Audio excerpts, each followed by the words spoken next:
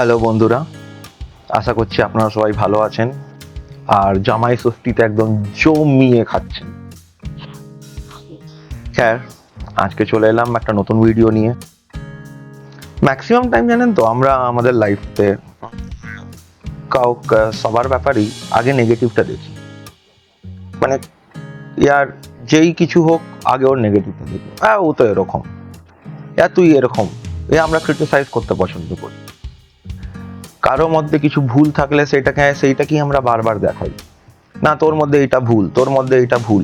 But আমরা maximum time এইটা ভুলে যাই কি একটা মানুষের মধ্যে ভুল ঠিক দুটো মিলিয়ে থাকে।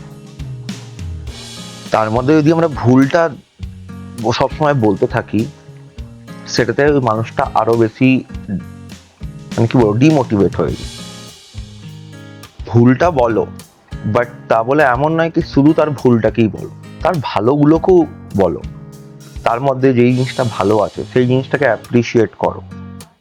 সেই যত তুমি সেই ব্যাপারে বলবে যে হ্যাঁ আর তুই তো এইটাতে খুব ভালো, তো তোর এই জিনিসটা খুব ভালো, জানেন তো ওই মানুষটাও মন থেকে খুশ হয়, সে একটা অ্যাপ্রিসিয়েশন পায়, একটা হ্যাপিনেস ফিল হয় তাকে, অ্যান্ড সে ওই জিনিসটাকে আরো বেশি করতে লাগে। সিমিলারলি আমরা যখন কোনো একটা মানুষকে ক্রিটিসাইজ করি, চাহে তার মধ্যে 99টা জিনিস ভালো থাকুক আর একটা জিনিস তার মধ্যে খারাপ থাকুক, বাট আমাদের হিউম্যান টেন্ডেন্সি হচ্ছে আমরা তার ওই একটা জিনিসকে নিয়ে আমরা ওর পিছনে পড়ে যাই। সেই কারণে কি হয় না, ওই মানুষটা এতটা ডিমোরালাইজ হয়ে যায়, যেই কারণে ওর বাকি যে জিনিসগুলো ভালো সেইগুলোকেও লাইটলি নিতে শুরু করে, আর ওকে এটাই লাগতে লাগে কি আর আমি যাই করে নি সবাই আমাকে খারাপই বলবে, তোর থেকে ভালো আমার দরকার নেই ভালো হোক। তো আমার একটাই রিকোয়েস্ট সবার, কাউকে এই লেভেল অব্দি পুশ করবেন না কি তার মধ্যে যেইটুকু জিনিস ভালো আছে সেইটাও শেষ হয়ে।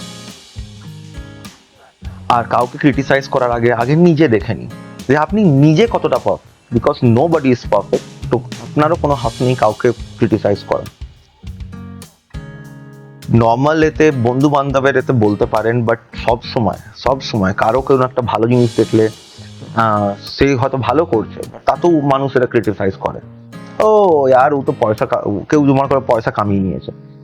তো রিলেটিভরা কি বলে, আরে 2 নম্বরই ধান্দা করছে, পয়সা কামাচ্ছে। আরে আর তোমার কি যাচ্ছে, সে তো তার পয়সা কামিয়ে নিয়েছে, যদি সে পয়সা না কামাতো কি করলো সারাটা লাইফ, কিছুই কামালো না, বাপের পয়সায় বসে বসে খাচ্ছে, এইসব।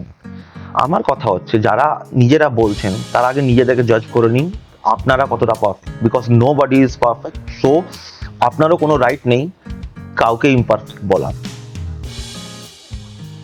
নিজের মধ্যে আগে সেই চেঞ্জেসটা আনুন অ্যান্ড ট্রাই টু অ্যাপ্রিসিয়েট, প্রত্যেকের মধ্যেই যে ভালো জিনিসটা আছে সেইটাকে অ্যাপ্রিসিয়েট করার চেষ্টা করুন।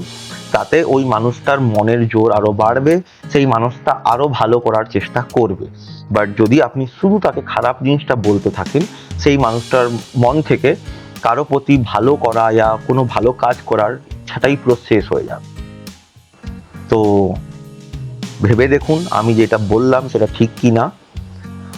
জাজ চট করে করবেন না কাউকে, আমি তা বলে এটা বলছি না কি সবাই খুব ভালো, বাট হ্যাঁ এক দেখাতে যে আমরা লোকেদেরকে জাজ করুনি সেইটা কখনো করব।